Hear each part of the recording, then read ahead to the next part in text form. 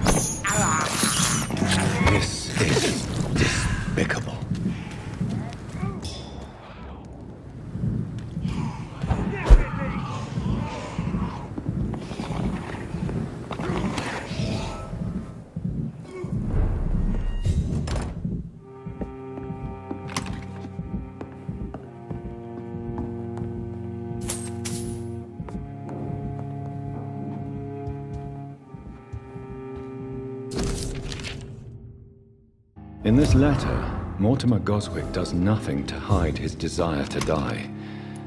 I could give it to his mother, but doing so would betray his trust.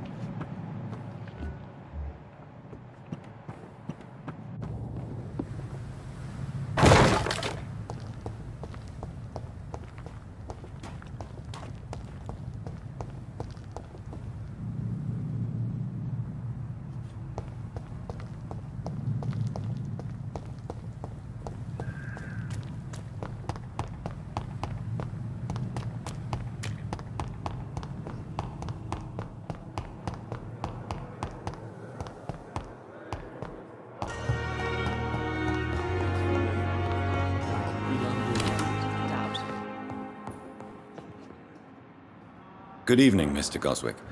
How are you? I'm okay. I have retrieved your letter, Mr. Goswick. I can assure you that nobody read it but me. Thank you. This is for you, then. For your help. And for your silence. I think you should talk to your mother. It would be good for both of you. Thank you, Dr. Reid. I'll think about it. Now, please, let me be. This hospital seems to be falling apart.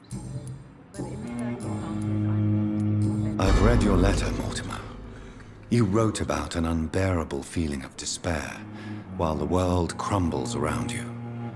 Tell me more about it. There's nothing more to say, really. It's hurtful, it's unbearable, and I don't ask anyone to understand what I feel.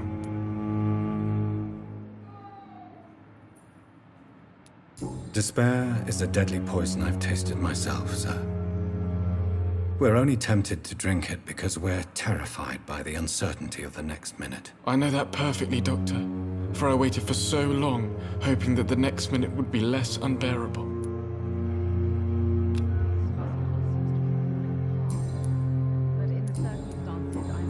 I have to go now, sir. I'm alright. Don't waste your time with me. Good evening, Doctor.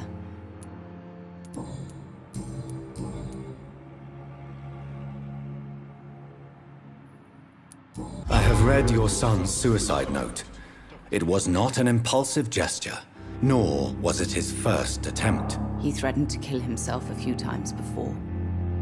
But I never thought he would dare to punish me this much. Punish you? Why? I've known for a long time he was not happy with his life. But I always hoped he cared enough to avoid making me suffer like this. Your son wished to die, Beatrice. Why did you hide such crucial information? Are you not aware suicide is a crime? Mortimer could be thrown in jail. I can't let that happen. I won't. I understand you fear the legal consequences, Mrs. Goswick. But don't you realize your silence significantly affects your son's case? All my son needs is help and comprehension. Not judgment and punishment for what he may or may not have done. Do you realize your son could try to kill himself again? He might succeed next time. I think about it every minute. But I won't stop fighting for my son's future. That's how much I love him. You're right. Your son's death was not fatal. And unlike many on their own, he is lucky to have you by his side. I can't give up on him. I just can't. I have conceded many times in my life, but giving up on my son is something I am incapable of. Mortimer is extremely vague as to his motivations for committing suicide. Tell me more about what you know. As you say, Mortimer had no reason to die. All he said to me was that he wanted to make the world a better place, but couldn't. What do you think he meant by making the world a better place? Mortimer has always been a sensitive soul.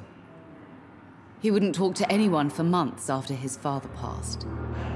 It's like he carries everyone's sadness with him. Why did your son feel so useless when facing the world? I think it was more that he could only see the melancholy facets of life. He couldn't help but dwell on such things.